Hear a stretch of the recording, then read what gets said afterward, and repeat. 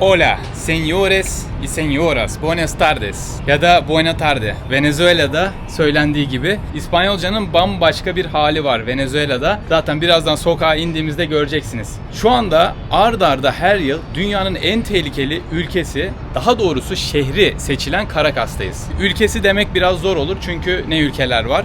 Ama şehir bakımından düşünürsek çok tehlikeli bilinen Güney Afrika'nın Johannesburg şehrinin bile tepesinde geliyor bu şehir. Caracas'tayız. Öyle bir yerdeyiz ki en üst katta bile parmaklıklar olduğunu göreceksiniz. Yani bir hırsız oraya kadar çıkabiliyor demek ki. Belki 15. 20. kata kadar şöyle parmaklıklar görebilirsiniz. The capital of Venezuela. The city has the highest homicide rate of any capital city in the world.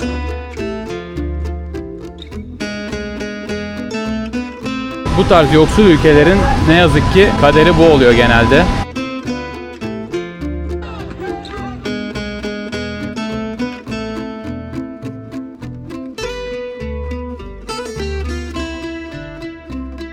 Ama şunu söyleyeyim ya da söylemeyeceğim. Videonun sonunda söyleyeyim onu. Don't worry, be happy.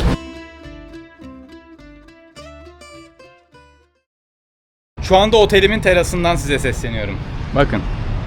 Aşağısı favela gibi bir yer zaten.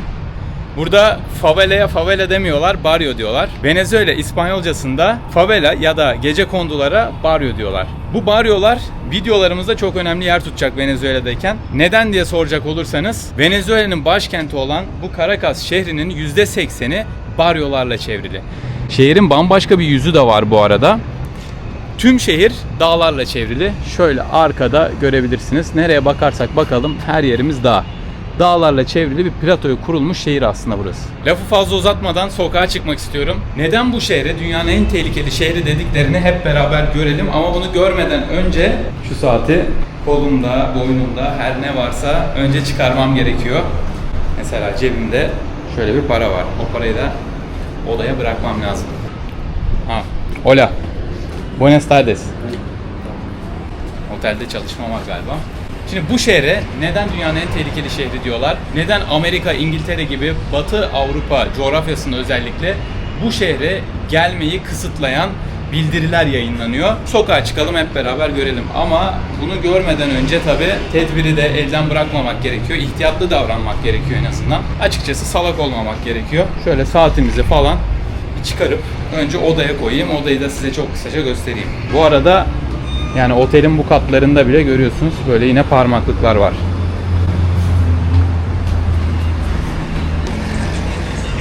¿Cómo estás? Bien. ¿Cómo te llamo? Sí, Guzmán. Me llamo Mert. Soy de Türkiye. Amigo'nun kafada keleş dövmesi vardı. Escalera varmış aslında ya. Şu asansörü kullanabiliriz. Göstergeleri patlatmışlar. Şimdi önce şu kolumdaki saati çıkarayım. Ondan sonra bilekliği falan zaten çıkardım. Telefonu bırakacağım. Sadece yeteri kadar para alacağım. Ama şunu da daha büyük yapamadınız mı ya? Odada bu şekilde klima var. Caracas'ta hava muhteşem bu arada. Sadece odalar bazen nemli olabiliyor. O yüzden iyi oluyor klimanın açık olması. Böyle tertemiz bir oda. Şöyle de bir manzaramız var. Tabii ben boş durmuyorum. Burada biraz İspanyolca çalışıyorum. Çünkü insanlar İngilizce gerçekten bilmiyor burada. İspanyolca bilmek çok öne atıyor. Çoğu insanla düşük bir seviyede de olsa İspanyolca konuşmanız direkt onların gözünde sempatik gözüküyor ve güzel sohbet devam ediyor. Şimdi önce bir saati çıkaralım. Video çekerken telefona ihtiyacım yok ama çok abartmaya da gerek yok. Telefonla çıkılabilir bence. Dünyanın her yerinde ne kadar tehlikeli olursa olsun. Telefon en azından işe yaramadığı zaman almamak iyi olabilir. Yanıma sadece şöyle yetecek kadar dolar alıyorum. İşte neden dolar aldığımı da buranın para birimi olan Bolivar'dan neden bulundurmadığımı da daha sonra anlatacağım. O zaman çıkalım. Evet, Venezuela'da yani Amerigo Vespucci buraya ilk ayak bastığında Venedik'e benzeterek söylediği kelime Venezuela'da, bugünkü Venezuela'da sokağa ilk kez çıktık. Altın kural yukarı bakmak, aşağı bakmamak ve özgüvenli yürümek.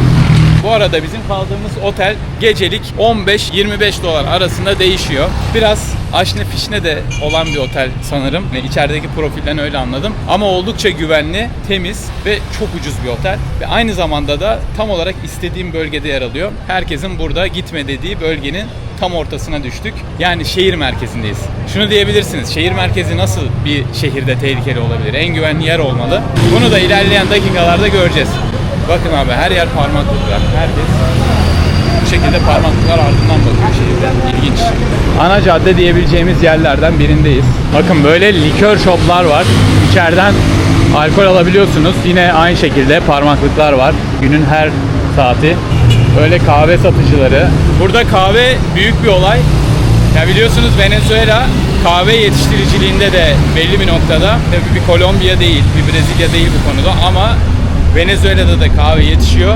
Ve burada kullandıkları kahveler hep kendi kahveleri. Zaten ithal edecek bir durumları yok yani ekonomik açıdan. Şu anda oldukça yoksul bir durumdalar. Ülkece yani. Ekonomi biraz sıkıntıda. Biraz değil, bayağı sıkıntıda. Pek ithal edebilecekleri bir şey yok. Genellikle ihraç edebilecekleri petrol var. Petrol konusuna da zaten fark ettiyseniz henüz girmedim. Ona apayrı bir konu olarak bakıyorum. Sokaklarda şimdi devam ediyoruz. Ama tabii şu da var. Son zamanlarda biraz daha bu konunun iyileştiği söyleniyor. Ne kadar öyledir bilmiyorum ama en azından şimdilik öyleymiş. Abi şöyle soldaki çocuk gibi boş boş oturan çok insan var sokaklarda. Yani her yer bu adamlarla dolu. Çok fazla boşta takılan insan var. Ve camları görüyorsunuz, simsiyah. Yani bunlar artık filmin üzerinde bir şey. Boya gibi yani, simsiyah camlar. Güvenlik açısından mı bunu böyle yapıyorlar bilmiyorum. Anlayacağız artık ilerleyen günlerde. Bugün Caracas'ta sıradan bir pazartesi günü, öyle düşünün yani. İnsanlar işinde gücünde. Çok fazla sayıda şöyle loto oynanıyor. Manyak bir kaos var. Ben özellikle bu videoda mikrofon kullanmak istemedim. Size şöyle bir kaosu ve sokak halini de vermek istiyorum çünkü. Yani ses neden kötü demeyin. Ses kötü değil. Bu Caracas'ın sesi. İşte böyle trafikte giderken dikkat etmek gerekiyormuş. Motorlular elinden kapıp geçebiliyor. Böyle köprü altında bir pazar gibi düşünebiliriz. Sebze meyve satıyorlar. Bir muz çeşidi. 8 çarpı 1 dolar yazıyor. Bunları çok göreceğiz. Bu 8 muz 1 dolar demek oluyor. Neden dolar diyebilirsiniz? Bunu da ilerleyen dakikalarda anlatacağım size. Çok ciddi bir milliyetçilik var Venezuela'da. Yani mozaiklerle duvarlarda falan görebilirsiniz bunu. Her yerde Venezuela yazısı ve bayrakları. Şunu da merak ediyor olabilirsiniz. Bu bir berber koltuğu. Şu an berber yerinde yok. Burada sokakta berberler var. Bu bir berber mesela. Hola, hola. Berber. Yok, adam pek konuşmak istemiyor. Başka bir berberi konuştururuz birazdan. Böyle ikinci el eşyalar. Bakın yine her yer loto abi. Bu dükkanlardan var. Dayılar böyle bütün gün oynuyor. Bu tarz yoksul ülkelerin ne yazık ki kaderi bu oluyor genelde. Öndeki amca ne satıyor? Diş fırçası satıyor. Kilit satıyor. Jilet satıyor. Bayağı değişik şeyler satıyor aynı anda. Ambulans görüyorsunuz abi. Karşıda bir ambulans var. Burada da bir otel var. Basmane oteli gibi. Böyle belediye otobüsleri var. Bunları ben Hindistan, Nepal'deki otobüslere benzettim bayağı. Çok renkliler. Böyle taksiler. Taksi mi bilmiyorum gerçi. Evet, taksiymiş. Mototaksi çok yaygın. Burada mototaksi ciddi bir yer tutuyor. Yani böyle köşelerde bunların durakları var. Mesela mototaksi durağı. Çok ucuz ve çok hızlı ulaşım olduğu için bu tercih edilebiliyor. Çünkü taksi çok pahalı. Bunun da sebebi buradaki enflasyon ve birçok şey. Tabii bunlardan bahsedeceğiz. Çünkü sadece enflasyon değil, sadece ambargolar değil. Birçok nedeni var bunun. Ya belki de bulunduğumuz bölge dolayısıyla da olabilir. Peşin bir yargıya varmayalım. Çünkü tam olarak şehir merkezindeyiz. Bu bölge Capitolio diye geçiyor ve turistlere açıkçası önerilmeyen bir yer. Biz önerilmeyen bir yerdeyiz, öyle düşünün yani. Belki de bu bölge itibariyle böyledir burası.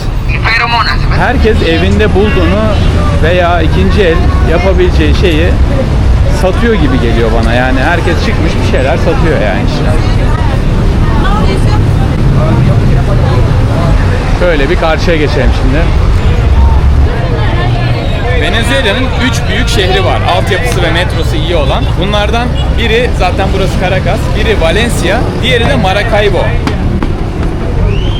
Burada da böyle bir yine dükkanlar, tezgahlar. 28 milyon insan. Tabii bu 30 milyonun da üzerindeydi. Ama göçten sonra, milyonlar bu ülkeyi terk ettikten sonra ne yazık ki ülkenin nüfusu yıllar geçtikçe azalıyor. Bakın bir sürü motor. Buraya direkt gelip nereye gitmek istediğinizi söyleyip basıp gidebiliyorsunuz. Hola. Ya kameraya karşı bir reaksiyon mu bilmiyorum ama tüm güler yüzümle hola dedikten sonra bazı sert bakışlar alıyorum. Belki ben yanlış yorumluyorumdur. Bugüne ikinci gün diyebiliriz sadece. Bazı ülkelerin böyle bir bakış yapısı olabiliyor. Yabancıya, kamera gördüklerinde falan anlamaya çalışan bakışlar olabiliyor. Agresyondan ziyade bu böyle bir merak bakışı olabiliyor. Bakalım. Burada bir otobüs durağı sanırım.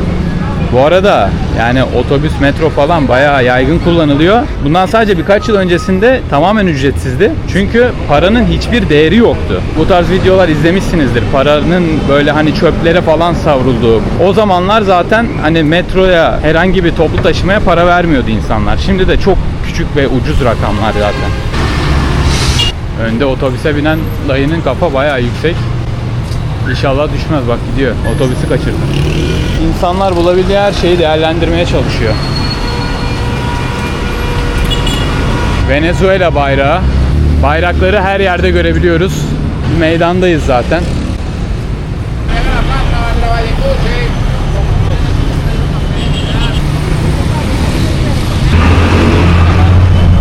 Bundan 4-5 yıl öncesine kadar asgari ücret burada 1.2 dolara kadar düşmüştü. Yani yoksulluğun seviyesini o şekilde düşünebilirsiniz. Yani şu anda da zaten çok iyiye gittiği belki söylenebilir ama çok iyi de diyemeyiz. Asgari ücretten kastım aylık, yani aylık. Bu inanılır gibi değil yani bu rakamlar. Ha, dediğim gibi böyle bak, anne çocuğunu almış muhtemelen, bulabildiğini satıyor yani. Bolivar pazarlığı yapıldı bak.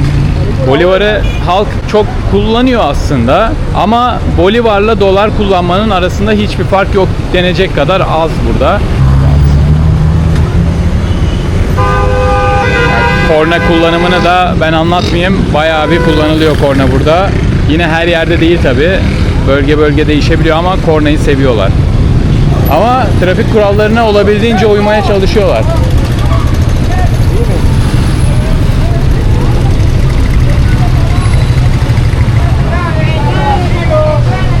Bu arada bahsettiğimiz 28 milyonluk nüfusun tabii ki büyük bir kısmı buralı ama Afrolar da var aralarında. Yani Afrika'dan buraya göç etmiş olanlar. Yüzlerde de görebilirsiniz. Tam olarak buranın yerlisi veya tam olarak Venezuelalı şöyle bir fenotipe sahiptir veya şu yüz yapısına, şu deri rengine sahiptir diyebileceğimiz bir durum yok. Hola. Vlog. Por la video. ¿Cómo estás? Fine, thank you. Instagram, Facebook, YouTube, TikTok, todo. Muy bien. I don't know Spanish. No comprendo español. Yok vallahi bitti. So. He. Don't worry, be happy. God bless you. Gracias, muchas gracias amigos. Mira, ¿dónde sale para seguirte? Por las redes. Bu arada güzel bir hatırlatma oldu. Siz de abone olmadıysanız şöyle abone edelim arkadaşı. Siz de abone olabilirsiniz. Tabii bu arkadaşların aboneliği çok işimize yaramıyor ama sizin aboneliğiniz çok işimize yarayacak. Adios. Böyle yine her şeyin satıldığı bakkallar var. Bu arada kokonat burada da yaygın. Hindistan cevizi. Çok rahat bulunabiliyor. Bu Latin müziklerini de bundan sonra aylarca bu videolarda duyacaksınız. Tabii aylarca ben Venezuela'da olmayacağım ama coğrafya çok renkli, eğlenmeyi seven insanlarla dolu bir coğrafya. Öyle bir kıtadayız, Güney Amerika'dayız. O yüzden her yerden bir Latino müzik duyuyorsunuz burada. Her sokakta, her şekilde yani. Chacaito diye iyi bir bölgesi var buranın. Oraya gidiyor sanırım. İyi bir bölgeye giden kötü bir otobüs. Videonun başında da söylediğim gibi şehrin %80'i baryolarla dolu. Yani favela diyebileceğimiz gecekondularla dolu. Burası da onlardan bir tanesi mesela. Ya buralarda işte biraz dikkatli olmak lazım.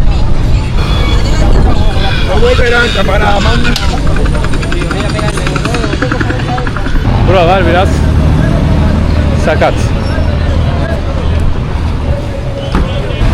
Burası otogarın girişi sanırım. O yüzden böyle bir yığılma olmuş. Acayip kalabalık var. Şuraya bak. Abi karşıda gördüğünüz Simon Bolivar. Ne kadar görüyorsunuz bilmiyorum. Videomuzun da konusu değil aslında. Ayrıca bir alan ayırmak gerekiyor Simon Bolivar'a burada. Çünkü Venezuelalılar için, bugünkü Venezuela için bir nevi bu insanların Atatürk'ü diyebiliriz. Para birimlerinin ismi de Bolivar. Her şey Bolivar burada. Kamerayı da biraz zor tutuyorum. Çok fazla ilginç bakışlar alıyorum çünkü. Neyse, Simon Bolivar'ın önemi de şuradan geliyor. Bu ülkeyi batılı güçlerin elinden, daha doğrusu net olmak gerekirse İspanya'nın elinden kurtaran Simon Bolivar oluyor. 1823'te Gran Kolombiya'yı kuruyor. Bugünkü Kolombiya, Venezuela, Ekvador ve Panama var. Bu 7 yıl süren ülkeden sonra bugünkü bildiğimiz Venezuela'nın ilk adımını atıyor aslında Simon Bolivar. O yüzden burası için çok önemli. Her yerde Bolivar'ı göreceksiniz.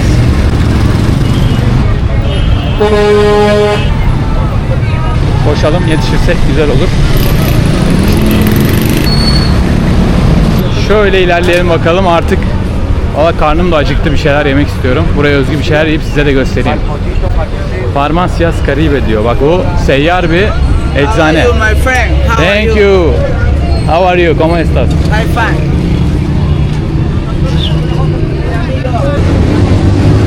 Pazar alanına girdik. Nedense kameradan çok hoşlanıldığını düşünmüyorum. Şu vakte kadar en azından. İlerleyen dakikalarda belki değişecektir fikrimiz.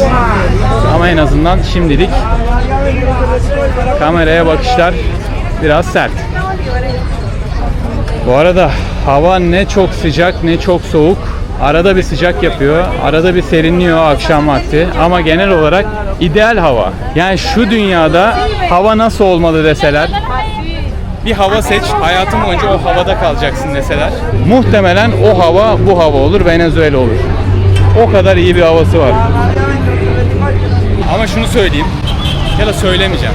Videonun sonunda söyleyeyim onu. Yine bakın mozaikle Venezuela tarihini aslında anlatan şöyle bir dizin görüyorsunuz.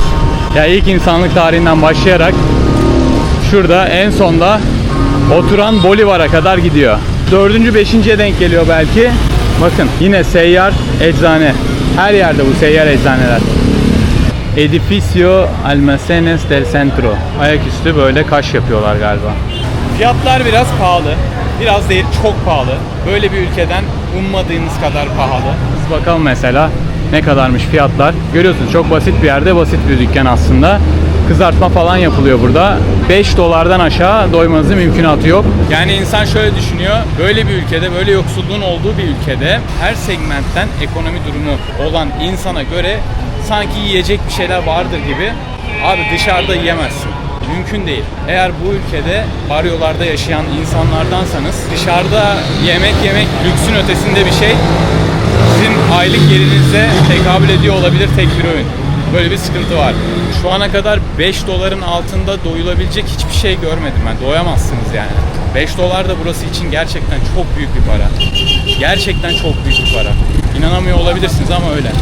Şimdi yine bir meydana geldik. Valla işte her zaman insanlardan duyduğunu evet alıp köşeye koyabilirsin.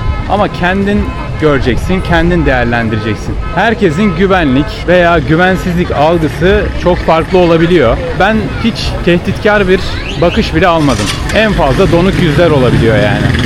Şimdi bu kozmetik dükkanındaki sırayı görüyorsunuz. Venezuela'da güzellik çok önemli. Ne olursan ol, güzel olmak zorundasın gibi diyebiliriz. Çok dikkat ediyorlar üstlerine, başlarına, dış görüntülerine. Her şey yani burada bir kadın için güzellik üzerine. Zaten belki biliyorsunuzdur, Venezuela'nın 2 ulusal sporu var. Bunlardan birincisi gerçekten spor, beyzbol. İkincisi ise aslında bir spor değil, güzellik yarışmaları. Mesela burada bir restoran var yine, Galipan diye. Buraya özgü yemekler var, $10'dan başlıyor yani doyabilmen için. Burada meydanda Mısırlı Cemal Abdel'in böyle bir anıtını koymuşlar. Bunlara çok şaşırmayın bence çünkü ilerleyen videolarda da göreceksiniz. Venezuela'nın bazı kadim dostları var. Bunlardan biri İran, biri Mısır, biri Filistin, biri Türkiye, Çin, Rusya. Bunlar Venezuela ile şu anda gerçekten muhteşem dost olan ülkeler. Evet, yanlış duymadınız. Bunlardan bir tanesi de biziz, Türkiye'yi. Mesela şu otobüs şu anda Petare bölgesine gidiyor. Petare buranın en büyük baryosu, en büyük gecekondusu. Dünyanın en tehlikeli gecekondusu seçildi bazı raporlara göre. Oraya da gireceğiz, oraya da gireceğiz. Abi bak mesela sıradan bir apartman. Son kata kadar parmaklıklar var ama daha zaten apartmana girebilmeniz için de şöyle dikenli tellerden geçmeniz gerekiyor. Hırsızmışsınız gibi dedim. Geçmeniz gerekiyor diye de. Bu da böyle abi. Bak sıradan bir market. Burada görüyorsunuz girişi.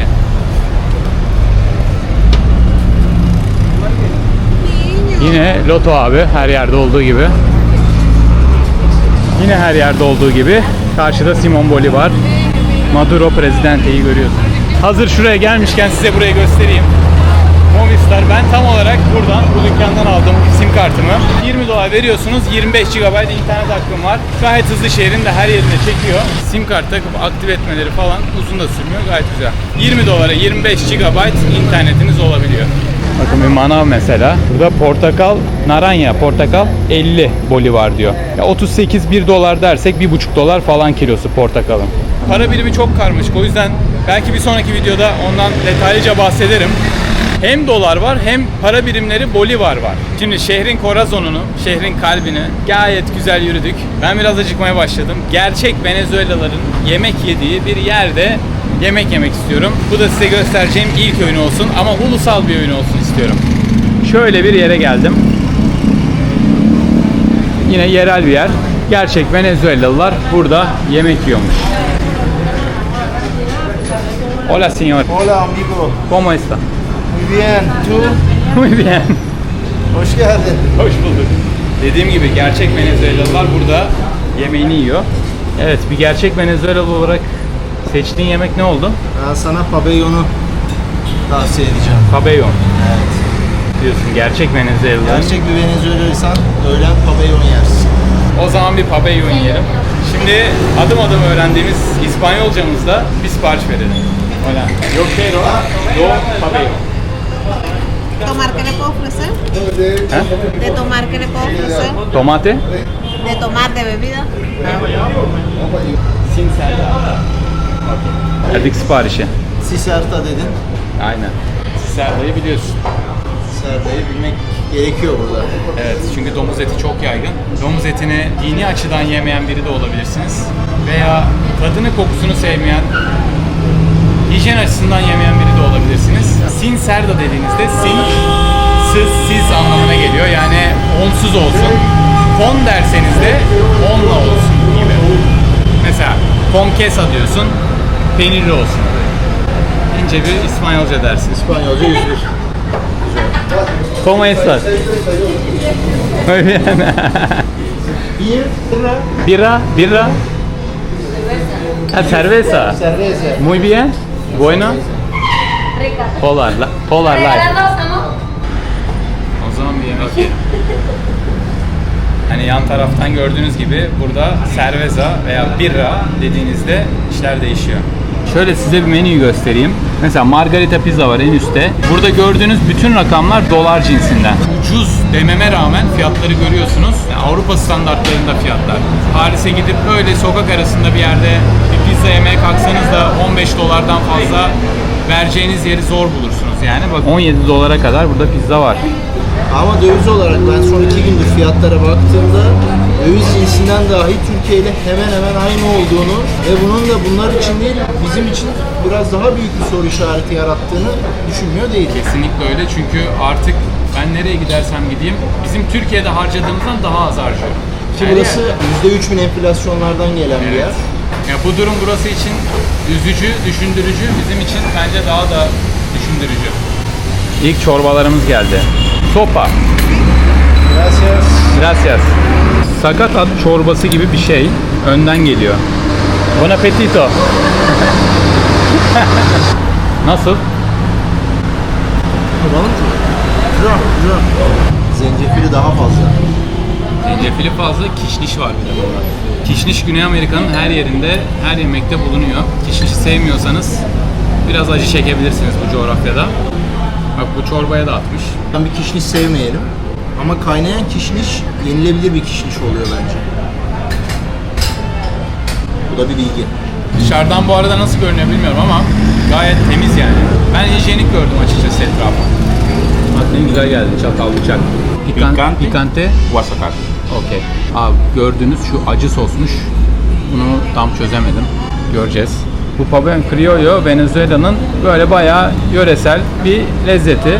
Venezuela'ya geldiğinizde pabellón dediğinizde herkes size bunu önünüze getirebilir.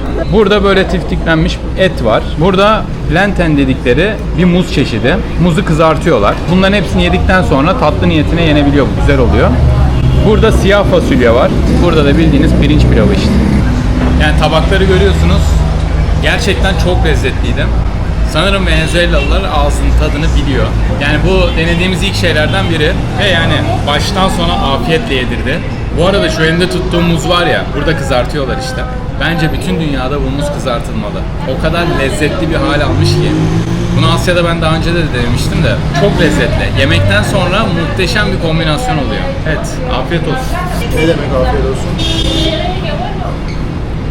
Öğreneceğiz. Öğreneceğiz. Sí, se me la cagué, imagínate. ¿Cuánto cuesta? El pabellón, $6 con las bebidas. $5 con la bebida, Sí, $6. Dolar ödeyebiliyorsunuz. Yani artık enflasyondan böyle korunuyorlar. Yani şu sıkıntı da şu, hiçbir zaman bozuk bulamıyorlar üstlerine. Yani bolivar verirsen tam oluyor ama bolivarı da yanında taşıyamazsın. Yani şu $5 şöyle yapıyor. Ya öyle durum olduğu için şimdi herkes dolara geçti ama geçsen de para üstü zor çıkıyor. Pueden seguirnos en Instagram. Ha? Instagram. Instagram, sí. Okay. Adios. Hasta luego. El sol de Venezuela nace en el Essequibo. Tam olarak dediğim şeyi burada görüyorsunuz. Şurada gördüğünüz ismi yazan El Essequibo çok tartışmalı bir bölge. Venezuela diyor ki burası bizim. Guyana diyor burası bizim. Yani bu iki ülke arasında tartışmalı bir bölge. Ama Venezuela'da az önce söylediğim gibi söylem var. Öyle bir cümle var. Diyorlar ki Venezuela'nın güneşi Essequibo'dan doğar. Bueno, bienvenido, más adelante. Quiero un café americano grande, por favor.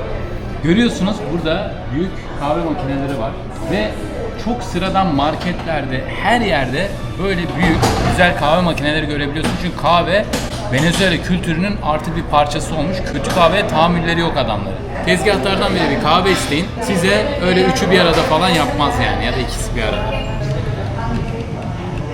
Şöyle bir kahveye böyle bir yerde $3 veriyoruz. Gracias. Buenas noches. O garip bir hareket olabilir onlar için. Otel. Ok, pero puedes salir por acá, Gel. Şimdi bu Balıklı Göl'de otururken size buraya nasıl geldiğimi anlatmak istiyorum. Venezuela diğer Güney Amerika ülkelerinin hepsinde olduğu gibi 90 gün vize serbestliğine sahip. Yani hepsi demeyeyim şimdi yanlış bilgi olmasın, bazıları 30 gün de olabilir ama vize yok ülkede. Sadece şuna çok dikkat etmeniz gerekiyor. Bu ülkeye girerken size %100 soracakları 2 soru var. Yalandan soru değil ama bu. %100 soracaklar ve bunu denetliyorlar, bakıyorlar. Birincisi geri dönüş uçak biletinizin olması. İkincisi ise burada kalacağınız süreç boyunca konaklamanız. Bunun da rezervasyonunu görmek istiyorlar. Ödendi şekliyle görmek de isteyebilirler. Bu artık memura kalmış bir durum. Ama bu ikisini kesinlikle denetliyorlar ve bir sürede sizi orada bekletiyorlar. Çünkü denetleme süresi işliyor o sırada. Korkulacak bir şey yok. Bizimle gelen herkes o sınırdan geçti. Ama son zamanlarda yaşanan, özellikle maalesef ülkemizden gelip Amerika'ya kaçmaya çalışan insanlardan dolayı şu anda Güney Amerika ülkelerinin birçoğu bize böyle bir zorluk çektirebiliyor sınırda. Şimdi bu videoda Venezuela değil, Caracas bile değil. Belki Caracas'ın bile 0.0001'lik kesmini gördük. Diğer videolar bambaşka olacaktır.